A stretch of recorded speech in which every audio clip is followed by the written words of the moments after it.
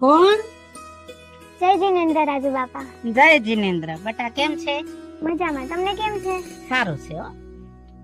તે દી મેં તમને વાત કરી હતી ને, મારાથી બહુ મોટી ભૂલ થઈ ગઈ હતી. શું? અરે ઓલા પૈસા મારે જે તમને દેવાના હતા ને બાકી, એ પૈસા હું લાવી છું. અરે બેટા, તેથી તે મને ધમકી મારી તે ઈ પૈસા તો હું હાવ ભૂલી ગયો છું. રાજુ બાપા, તમે ભૂલી ગયા હશો, પણ મને યાદ છે. આ તમારા પૈસા છે ને મારા માટે અનીતિના છે. આ હું ન રાખી શકું. બેટા, આવડી ઉંમરમાં તું નીતિ અનીતિની વાતો કરે છે? આવું તને કોણ સમજાવે છે? ઈ મને બધી વાત સમજાઈ ગઈ છે કે નીતિ શું છે ને અનીતિ શું છે. નીતિ એ જ ધર્મ છે, અને જો હું અત્યારે આ પાપ કરીશ ને તો એ બધું મારી વાહલી પેઢીને બધું ભોગવવું પડશે, અને એ હું નથી ઈચ્છતી. તો તમે આ પૈસા લઈ લો અને મને માફ કરી દો, કારણ કે નીતિ એ જ ધર્મ છે ને. રાજુ બાપા, માફ કરજો.